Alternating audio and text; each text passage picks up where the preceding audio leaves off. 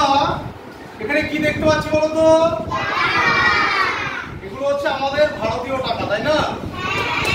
এই টাকা দিয়ে আমরা জিনিসপত্র কিনতে পারি, তাই তো? আমরা জামা কাপড়ও কিনতে পারি। তাহলে আমরা আজকে চিনবো যে কোনটা কত টাকার নোট, ঠিক আছে? এবং সেগুলো একসঙ্গে করলে কত টাকা হয়, একজনকে ধার দিলে কত টাকা হয়, সেগুলো কিন্তু আমরা আজকে শিখবো। প্রথমে দেখো তো এটা কত টাকার নোট, কেউ বলতে পারবা? এটা কত টাকার নোট?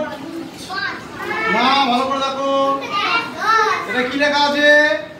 কি লেখা আছে? কত টাকার নোট? 1 টাকার নোট, তাই না? আমরা সকলে 1 থেকে 10 পর্যন্ত জানি, চিনি সবাই। আমরা আজকে 2 ডিজিট অর্থাৎ 2টো ডিজিটের সংখ্যা আমরা তৈরি করব। Very good. 0 কোনটা? 0 বসাও। তাহলে এটা কত হলো? কত হলো এটা বলো? 10। তাহলে 10টা যদি আমরা বোর্ডে লিখি কেমন হবে বলো তো? ভালো করে সবাই দেখো। এটা কত? 1। আর এটা কত? 0। কি হলো তাহলে? 10। আচ্ছা, আগের দিন তোমাদের অ্যামেজিং ওয়ার্ল্ড অফ ইনসেক্টস যেটা পড়ানো হয়েছিল সেটা নিশ্চয়ই বাড়ি থেকে ভালো করে পড়ে আসছো। সেটার উপরে রিডিংটা করবে। এবার সাইড হও, ভালো করে পড়ো দেখি।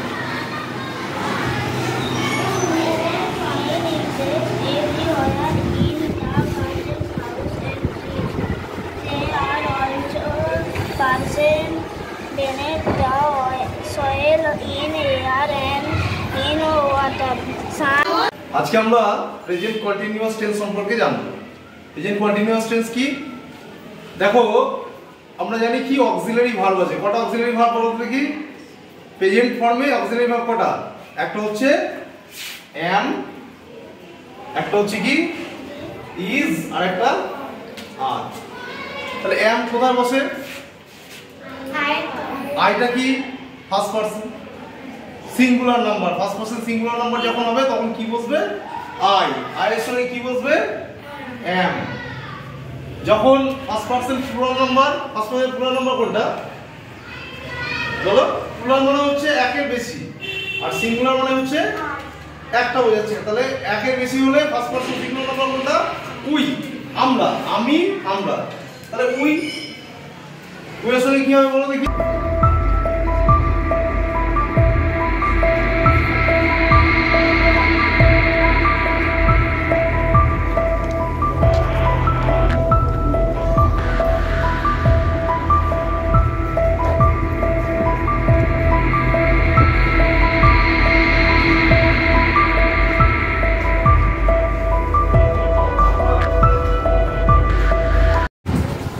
আজকে আমরা যুক্ত বর্ণ কি জিনিস সেটা জানবো। যুক্ত বর্ণ মানে দুটো বর্ণ একসাথে যুক্ত হওয়া, তাই তো?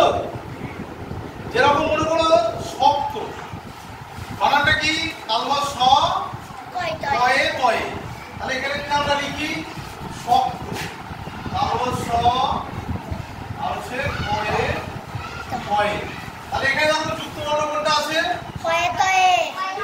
কয়ে আর কয়ে, এইটা হচ্ছে যুক্ত বর্ণ, তাই তো? হ্যাঁ। তাহলে এটাকে যদি আমরা আলাদা করে লিখি কয়ে আর কয়ে, এটাকে যদি ভাঙা হয় তাহলে কি কি যোগ আছে এর ভেতরে বলো দেখি? ক যোগ ক। এটা হচ্ছে কত নয়? আমরা জল সম্পর্কে একটি কবিতা বলবো।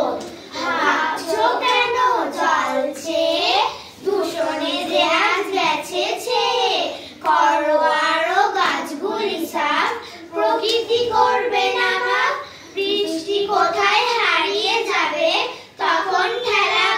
আজকে আমরা কিভাবে সময় নির্ণয় করতে হয়, অর্থাৎ খুব সহজে প্রত্যেকের বাড়িতে ঘড়ি আছে। তাহলে আমরা ঘড়ি থেকে আমরা কি করবো? সময় বার করবো। যে 3টে কাঁটা আছে, তাই না? এটাকে কি বলা হয়? ঘন্টার কাঁটা। Very good. এই কাঁটাটাকে কিসের কাঁটা বলা হয়? মিনিটের কাঁটা। আর এটাকে কি বলা হয়? সেকেন্ডের কাঁটা। তাহলে আমরা এখান থেকে জানতে পারলাম কি ঘন্টা, মিনিট আর সেকেন্ড, তাই তো? তাহলে যখন সময় আমরা বার করি তখন কত ঘন্টা, কত মিনিট, কত সেকেন্ড হয় আমরা সেটা বলতে পারবো, তাই তো? আচ্ছা এখানে দেখো তো, এটা কি বলো দেখি, কে বলতে পারবে? কি এটা? বালা, তাই তো? বলবে কি? Very good. এটা কি রকম? কতগুলো করে বল আছে আমরা গুনতে পারবো? কে গুনবে বলো দেখি, হাত তুলে দেখি। চলে এসো, চলে এসো, এখানে চলে এসো, আমার কাছে চলে এসো। এখানে গুনতে হবে একটা একটা করে। চলে এসো। আচ্ছা তুমি নাও, ধরো ধরো, এবার জোরে জোরে, হ্যাঁ বলো, এখান থেকে উপর থেকে বলো, জোরে জোরে বলতে হবে।